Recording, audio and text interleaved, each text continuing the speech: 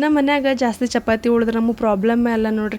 Next day ಅದನ್ನೇ super ಡೂಪರಾಗಿ ಒಂದು ನಾಷ್ಟ ಮಾಡ್ಕೋತೀವಿ ರೀ. ನಿಮ್ಮ ಮನೆಗೂ ಜಾಸ್ತಿ ಚಪಾತಿ ಉಳಿದ್ರೆ ನೀವೇನು ಮಾಡ್ತೀರಂತ ಕಮೆಂಟ್ ಬಾಕ್ಸಲ್ಲಿ ಕಮೆಂಟ್ ಮಾಡಿ ಹೇಳ್ರಿ. ನಾನು ಇವತ್ತು ಉಳಿದಿರೋ ಚಪಾತಿನ ಒಣಗಿಸ್ಕೊಂಡು ಅದನ್ನು ಚಪಾತಿ ಮುರಿ ಅಂತ ಮಾಡಾಕತ್ತೀನಿ ರೀ. ಎಲ್ಲರಿಗೂ ವೆಲ್ಕಮ್ ಬ್ಯಾಕ್ ಟು ರಿಚಿ ವ್ಲಾಗ್ಸ್ಗೆ. ಇವತ್ತು ನಾಷ್ಟಕ್ಕತ್ತ ಚಪಾತಿ ಮುರಿ ಮಾಡಾಕತ್ತೀವಿ ರೀ.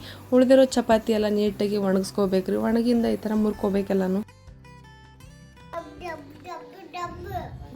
ಗನ್ನ ಆಯ್ತು ಮುರಿದಾಕು. ಸೊ ನನಗಿಲ್ಲಿ ಇವತ್ತು ನನ್ನ ಮಗ ಹೆಲ್ಪ್ ಮಾಡಕತ್ತಿದ್ದಾರೆ. ಇಬ್ಬರೂ ಸೇರಿ ಪಟ ಅಂತ ಚಪಾತಿನೆಲ್ಲ ಮುರಿದ್ವಿ. ಸೊ ಈಗ ನೆಕ್ಸ್ಟ್ ಸ್ಟವ್ ಆನ್ ಮಾಡಿಕೊಂಡು ಒಂದು ಬೊಗಣಿಗೆ ಎಣ್ಣೆ ಹಾಕಿಟ್ಟು ಸ್ವಲ್ಪ ಜಾಸ್ತಿನೇ ಎಣ್ಣೆ ಹಾಕಬೇಕು. ಎಣ್ಣೆ ಬಿಸಿ ಆದ್ಮ್ಯಾಗ ಅದಕ್ಕೆ ಸ್ವಲ್ಪ ಜೀರಿಗೆ ಸಾಸಿವೆ ಹಾಕಿ ಅವೆಲ್ಲ ಚಟಪಟ ಆದ್ಮ್ಯಾಗ ಕರಿಬೇವು ಹಾಕೋಬೇಕು. ಕರಿಬೇವು ಹಾಕಿ ನೆಕ್ಸ್ಟ್ ಉಳ್ಳಾಗಡ್ಡಿ ಹಾಕ್ಕೊಂಡು ನೀಟಾಗಿ ಫ್ರೈ ಮಾಡ್ಕೋಬೇಕ್ರಿ.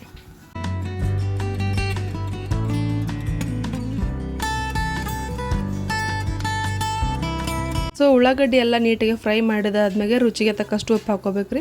ಉಪ್ಪು ಸ್ವಲ್ಪ ನೋಡ್ಕೊಂಡು ಆ್ಯಡ್ ಮಾಡಿರಿ, ಯಾಕಂದ್ರೆ ಚಪಾತಿಗೆ ಆಲ್ರೆಡಿ ಉಪ್ಪು ಇರ್ತದಲ್ಲ. ಸೊ ನೋಡ್ಕೊಂಡು ಆ್ಯಡ್ ಮಾಡ್ಬೇಕು ನಾವಿಲ್ಲಿ. ಆಮೇಲೆ ಟೊಮೆಟೊನ ಹಾಕೊಂಡು ನೀಟಾಗಿ ಫ್ರೈ ಮಾಡ್ಬೇಕ್ರಿ, ಹಸಿ ವಾಸ ಹೋಗೋವರೆಗೂ.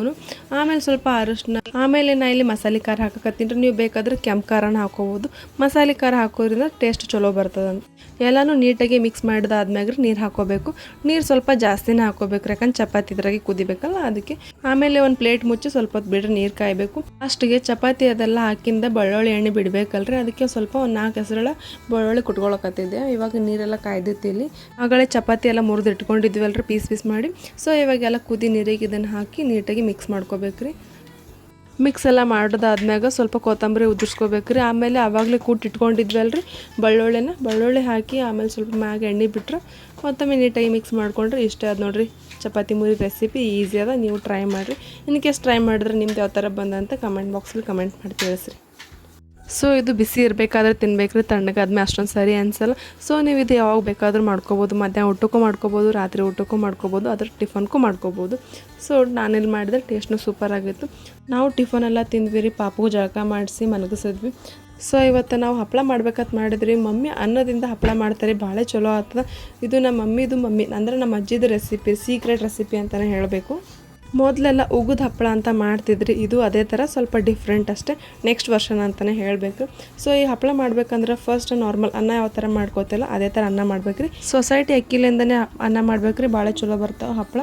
ನಾನು ಇಲ್ಲಿ ಫಸ್ಟ್ ಅನ್ನ ಮಾಡಿ ಇಟ್ಕೊಂಡಿದ್ದೆ ರೀ, ಭಾಳ ಸುಡಾಕತ್ತ ಅಂತ ಒಂದು ಬುಟ್ಟೆಗೆ ಹಾಕಿ ಸ್ವಲ್ಪ ಹೊತ್ತು ತಣ್ಣಗಾಲ ಅಂತ ಬಿಟ್ಟಿದ್ದೆ ರೀ. ಆಮೇಲೆ ಮಿಕ್ಸರ್ ಜಾರಿಗೆ ಹಾಕಿ ರುಬ್ಕೋಬೇಕಾಗ್ತದೆ. ರುಬ್ಬೋ ಟೈಮಾಗ ಸ್ವಲ್ಪ ಬಿಸಿ ನೀರು ಹಾಕಿ ರುಬ್ಕೋಬೇಕ್ರಿ, ತಣ್ಣ ನೀರು ಹಾಕಬಾರ್ದಂತೆ.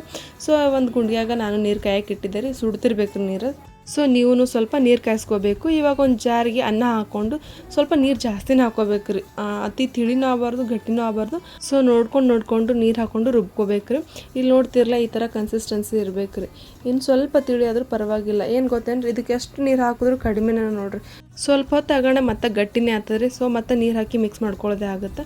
ಸೊ ಇದೇ ಥರ ಕನ್ಸಿಸ್ಟೆನ್ಸಿ ಇರಬೇಕ್ರಿ. ಅತಿ ತಿಳಿ ಆದ್ರೆ ಏನಾಗ್ತದೆ ಆಮೇಲೆ ಹಪ್ಪಳ ತೆಗಿಯೋಕೆ ಬರೋದಿಲ್ಲ ರೀ ಹಾಕಿದ್ಮ್ಯಾಗ. ಸೊ ಈ ಥರ ಕರೆಕ್ಟ್ ಆದಿದ್ದು ಕನ್ಸಿಸ್ಟೆನ್ಸಿ. ಎಲ್ಲನೂ ಕರೆಕ್ಟಾಗಿ ನುಣ್ಣಗೆ ರುಬ್ಕೋಬೇಕ್ರಿ, ಯಾವುದೂ ಗಂಟದಿರಬಾರ್ದು, ಹಾಕೋಕ್ಕೆಲ್ಲ ಪ್ರಾಬ್ಲಮ್ ಆಗುತ್ತೆ ಆಮೇಲೆ. ಸೊ ನಾನು ಇಲ್ಲಿ ಎಲ್ಲನೂ ಪಟ ಅಂತ ರುಬ್ಕೊಂಡಿದ್ದೆ. ಇಲ್ಲಿ ನೋಡ್ರಿ ಆವಾಗಲೇ ಹೇಳಿದ್ನೆಲ್ಲ ಕನ್ಸಿಸ್ಟೆನ್ಸಿ ಕರೆಕ್ಟ್ ಅದಂತ. ಮತ್ತೆ ಇವಾಗ ತಣ್ಣಗಾದ್ಮೇಲೆ ಗಟ್ಟಿ ಎಲ್ಲಕತ್ರಿ, ಮತ್ತು ಬಿಸಿನೀರು ಬೆರಕೆ ಮಾಡ್ಕೋಬೇಕ್ರಿ. ರುಬ್ಬೋದೆಲ್ಲ ಆದ್ಮ್ಯಾಗ್ರಿ ಅದಕ್ಕೆ ಉಪ್ಪು ಅದು ಹಾಕಬೇಕು. ಅನ್ನಕ್ಕೆ ಹಾಕಿರ್ತೇವೆ, ನಮಗಿಲ್ಲಿ ಸ್ವಲ್ಪ ಕಡಿಮೆ ಅನ್ನಿಸ್ತು. ಮತ್ತೊಮ್ಮೆ ಉಪ್ಪು ಹಾಕೋದು, ಎಳ್ಳು ಹಾಕೋದು, ಆಮೇಲೆ ಜೀರಿಗೆ ಎಲ್ಲ ಹಾಕಿ ನೀಟಾಗಿ ಮಿಕ್ಸ್ ಮಾಡ್ಕೋಬೇಕ್ರಿ ಸರಿಯಾಗಿ. ಈ ಹಪ್ಪಳದ ಪ್ಲಸ್ ಪಾಯಿಂಟ್ ಏನು ಗೊತ್ತೇನ್ರಿ, ಇನ್ನೊಂದು ಜಾಸ್ತಿ ಬಿಸಿಲಾಗೆಲ್ಲ ಕೂತು ಹಾಕೋ ಅವಶ್ಯಕತೆನೇ ಇಲ್ಲರಿ.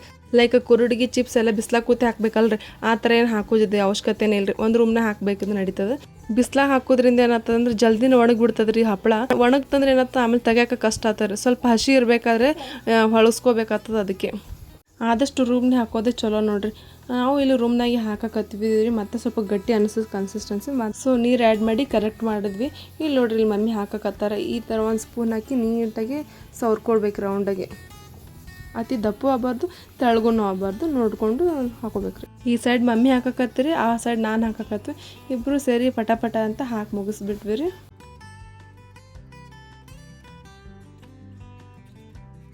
ಸೊ ಫೈನಲಿ ಎಲ್ಲನೂ ಹಾಕೋದು ಮುಗೀತ್ರಿ. ನೋಡ್ತಿರ್ಬೋದು ಒಂದು ಕುಕ್ಕರ್ ಅನ್ನದಿಂದ ಎಷ್ಟೊಂದು ಹಪ್ಪಳ ಆಗ್ಯದಂತ್ರಿ. ಡ್ರೈ ಆದ್ಮೇಲೆ ನಾನು 2 ಸ್ಯಾಂಪಲ್ ಕರೆದು ನೋಡಿದೆ ರೀ. ಬಾಯಿಲಿಟ್ರೆ ಕರಗಬೇಕು ಆ ಥರ ಆಗಿದ್ದು, ಸೂಪರಾಗಿತ್ತು.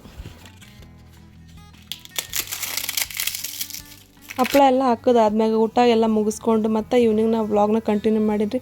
ಈ ಒಂದು ವ್ಲಾಗ್ ಕಂಟಿನ್ಯೂ ಫುಡ್ದೇ ಆಗ್ಯದ ನೋಡ್ರಿ. ನಾ ಹುಂಚಿಕಾಯಿ ಕುಟ್ಟೋದು ನೋಡಿದ್ರೆ ಗೊತ್ತಾಗಿರ್ಬೇಕು ರೀ ಸ್ವಲ್ಪ ಜನಕ್ಕೆ. ನಾ ಇವತ್ತು ಬೆಳ್ಳುಳ್ಳಿ ಮಾಡಕತ್ತೀನಿ ರೀ.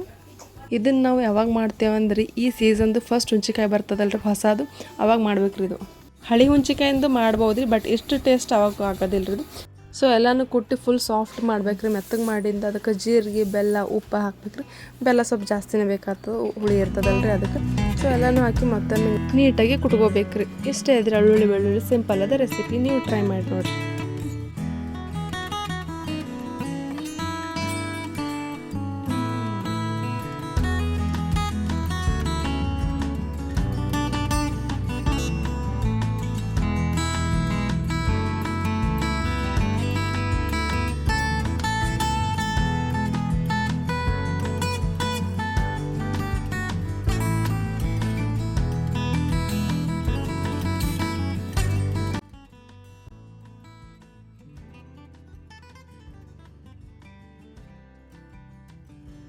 ಈ ಥರ ಕಡ್ಡಿಗೆ ಹಚ್ಕೊಂಡು ತಿನ್ನೋ ಮಜಾನೇ ಬೇರೆ ಅದು ನೋಡ್ರಿ. ನಾವು ಸಣ್ಣವರಿದ್ದಾಗ ಈ ಥರ ಭಾಳ ಮಾಡ್ತಿದ್ವಿ ರೀ. ನೀವು ಈ ಥರ ಸಣ್ಣವರಿದ್ದಾಗ ಬೆಳ್ಳುಳ್ಳಿ ಮಾಡಿ ತಿಂದಿರನು? ತಿಂದಿದ್ರೆ ಕಮೆಂಟ್ ಬಾಕ್ಸಲ್ಲಿ ಎಸ್ ಅಂತ ಕಮೆಂಟ್ ಮಾಡಿರಿ. ತಿನ್ನು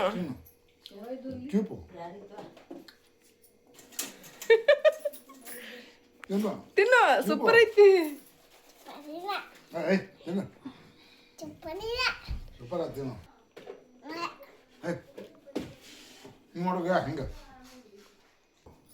ಬಾಯ್ ಹಾಕೊಂಡು ಮಾಡ್ಬೇಕು.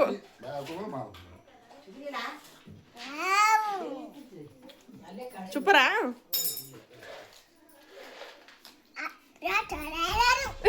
ರಿಚಿ ಹುಳಿನ ಅಷ್ಟೊಂದು ಇಷ್ಟಪಡೋದಿಲ್ರಿ. ನೋಡೋದ್ರಲ್ಲ ಅವ್ನು ಕ್ಯೂಟ್ ರಿಯಾಕ್ಷನ್ ಯಾವ ಥರ ಅಂತ. ಇದಾಗಿತ್ತು ಈ ಒಂದು ವ್ಲಾಗ್. ಇಷ್ಟ ಆದರೆ ಪ್ಲೀಸ್ ಒಂದು ಲೈಕ್ ಮಾಡಿ, ಶೇರ್ ಮಾಡಿ, ಕಮೆಂಟ್ ಮಾಡಿ. Thanks for watching.